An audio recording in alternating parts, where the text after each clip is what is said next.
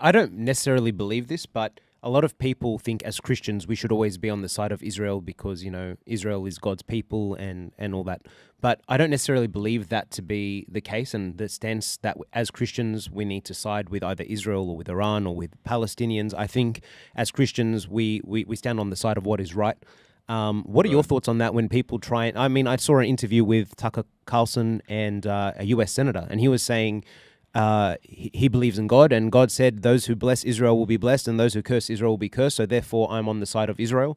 And he used that as like a blanket statement, but I don't believe that to be the case in my understanding of Christianity. What are your thoughts? Right, yeah. So I haven't seen that. That was a conversation between Tucker Carlson and Ted Cruz, Yep. and I've seen just the headlines, but I haven't actually listened to what was said.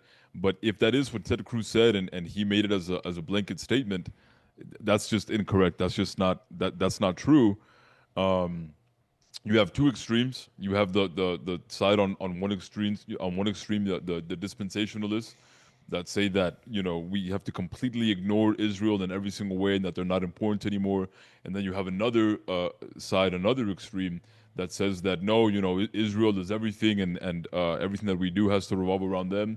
Those are two extremes, and the extremes of the the positions of the apostolic churches is something that's more nuanced and more in the middle, where we do not there is no teaching, no biblical teaching, nor any teaching in the tradition of the church or in church history that says that we have to have a blind loyalty to the nation of Israel, especially as it exists today, the current nation state of Israel Mm. that was founded in 1948.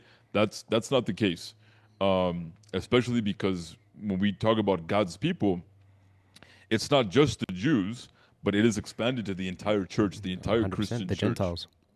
Yeah, and when you read, when we read in Romans, you read what St. Paul says in Romans, 9 through 11, it's clear that the Jews will still play some sort of role. And actually one of the prophecies that is yet to be fulfilled is the conversion of the Jews into the Mm. church. So it's when they say, "Oh, God isn't done with Israel," that's true. God's not done with Israel.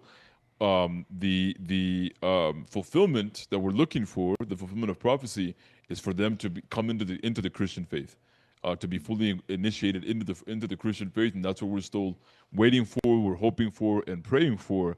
But just politically speaking, just as a matter of foreign policy, there is nothing that you can point to in the Bible or in tradition that tells you that that you have to have an allegiance, a Exactly. Yeah. blind allegiance to the nation state of Israel and all of its policies.